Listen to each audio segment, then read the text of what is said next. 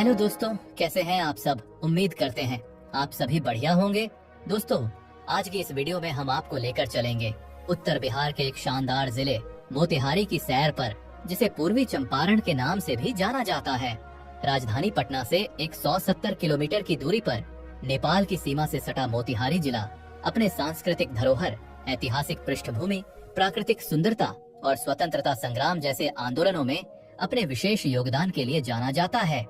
यह नगर गौतम बुद्ध के जीवन की कहानियों का एक अभिन्न हिस्सा है, जहां वर्तमान समय में मौजूद केसरिया स्तूप इसके ऐतिहासिक पृष्ठभूमि का बखान करते हैं।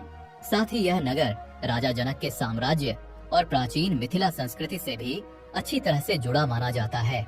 यदि बिहार राज्य की सड़कों पर चलती हुई ज्यादातर गाड़ियां आपको BR-0 5 नंबर प्लेट के साथ दौड़ती हुई नजर आ जाए, तो समझ जाइए आप मोतिहारी जिले में दाखिल हो चुके हैं।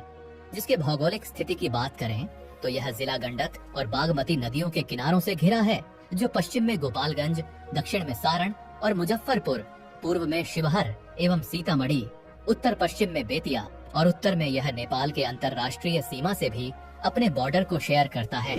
यह पूरा जिला तकरीबन 1800 वर्ग किलोमीटर के एक क्षेत्रफल में फैला है, जहां हमें इतिहास, संस्कृति, लजीज व्यंजनों और प्राकृतिक सुंदरता का अनोखा संगम देखने को मिलता है। मोतिहारी जिले के अगर खान पान की बात करें तो यहाँ के घी में डूबे लिट्टी चोखा, ठेकुआ, चने की घुगनी, माछ भात, तिलकुट और यहाँ के दही चूड़ा में हमें बिहार के पारंपरिक भोजन की झलक स्पष्ट रूप से दिखाई पड़ती है। साथ ही यहाँ के लोकगीत और नाच गाने भी मोतिहारी के सांस्कृतिक पहचान को दर्शाते हैं। यहाँ पर छठ पूजा, दीपावली, दुर्गा पूजा और ईद जैसे त्योहारों को बड़े ही धूमधाम से मनाया जाता है। जहाँ के स्थानीय लोग आपको दैनिक जीवन में मगही, हिंदी, भोजपुरी और मैथिली जैसी भाषाओं का प्रयोग करते हुए नजर आएंगे। मोतिहारी जिला पर्यटन के लिहाज से भी बेहद समृद्ध है, जहाँ पर कई ऐसे ऐतिहासिक और धार्मिक पर्यटन स्थल मौजूद है जो इसे पर्यटकों के लिए खास बनाते हैं। इस जिले का गांधी स्मारक चंपारण सत्याग्रह से जुड़ा बताया जाता है, जहाँ पर आपको इस आंदोलन से जुड़े अवशेष तथा तस्वीरें सहित 48 फीट लंबे स्मारक भी नजर आएंगे, जिसे 1978 में बनाकर तैयार किया गया था। दूसरे नंबर पर आप केसरिया बौद्ध स्तूप को घूम सकते हैं, जो तकरीबन 104 फीट ऊंचा एक विशालकाय स्तूप है और इसे 3री शताब्दी में मौर्य शासक सम्राट अशोक द्वारा बनाया गया था। कहा जाता है कि भगवान बुद्ध जब कुशीनगर जा रहे थे तो उन्होंने यहाँ पर कुछ दिन विश्राम किया था और यहाँ के लिच्छवियों को अपना भिक्षा का कटोरा भी दान दिया था। इसके अलावा भी मोतिहारी जिले में आप सोमेश्वर नाथ मंदिर, लौरिया नंदनगढ़, जॉर्ज ऑरवेल स्मारक, सीता कुंड, मोती झील और चरखा पार्क को भी घूमने और एक्सप्लोर करने जा सकते हैं। जिले की जनसंख्या की बात करें तो मौजूदा दौर में यहाँ की कुल आबादी तकरीबन 60 लाख है, जिनमें से महज 55% लोग ही पढ़े लिखे और शिक्षित हैं। हालांकि हाल के वर्षों में मोतिहारी तेजी से विकास की राह पर आगे बढ़ रहा है, जहाँ पर उच्च शिक्षा के लिए कई सारे सरकारी और प्राइवेट कोचिंग संस्थान भी खोले गए हैं।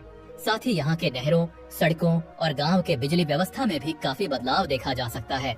इस जिले की मुख्य अर्थव्यवस्था बिहार के अन्य जिलों की तरह ही कृषि पर आधारित है, जहाँ धान, मक्का, लीची, केला व ताजी सब्जियों का बड़े पैमाने पर उत्पादन होता है।